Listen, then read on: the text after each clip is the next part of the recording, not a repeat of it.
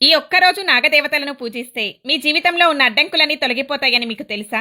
ముఖ్యంగా జాతకంలో నాగదోషం, గ్రహదోషాలు, కుజదోషం ఉన్నవారు ఈ రోజును మాత్రం అస్సలు మిస్ అవ్వకండి. ఆగస్టు 17వ తారీఖు సోమవారం, శ్రావణ మాస శుక్లపక్ష పంచమి తిథి. ఈ పవిత్రమైన రోజునే నాగపంచమిగా ఆచరిస్తారు. కొన్ని ప్రాంతాల్లో దీనిని గరుడ పంచమి అని కూడా పిలుస్తారు.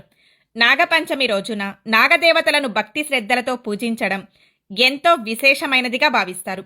ముఖ్యంగా జాతకంలో నాగదోషం, అలాగే గ్రహదోషాలు, కుజదోషం ఉన్నవారు, వివాహం ఆలస్యం అవుతున్నవారు, వివాహమైన సంతానం కోసం ఎదురు చూస్తున్నవారు ఈ రోజున నాగదేవతలను పూజించండి.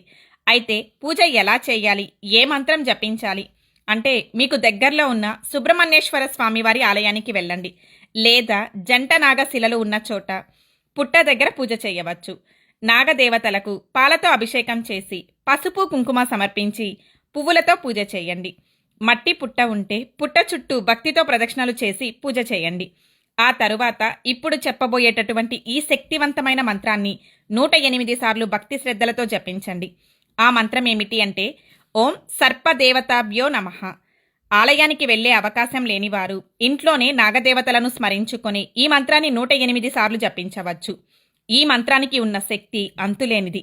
కాబట్టి ఈ రోజున ప్రతి ఒక్కరూ ఈ మంత్రాన్ని జపించి మీకుండేటటువంటి దోషాలన్నింటినీ కూడా పోగొట్టుకోండి. ముఖ్యంగా గుర్తుంచుకోండి, నాగపంచమి రోజున చేసే పూజ కంటే భక్తి మరియు శ్రద్ధతో చేసే ప్రార్థనకే ఎక్కువ ప్రాధాన్యత ఉంటుంది. కాబట్టి ఈ వీడియోను ఇప్పుడే సేవ్ చేసుకోండి. అలాగే 10 మందికి షేర్ చేయండి. నాగదేవతల అనుగ్రహంతో మీ ఇంట్లో సుఖశాంతులు, శుభాలు కలగాలని మనస్ఫూర్తిగా కోరుకుంటూ కమెంట్ బాక్స్లో భక్తితో ఓం నాగరాజాయ నమః అని కమెంట్ చేసి ఆ నాగదేవతల అనుగ్రహాన్ని పొందండి. ఇలాంటి మరిన్ని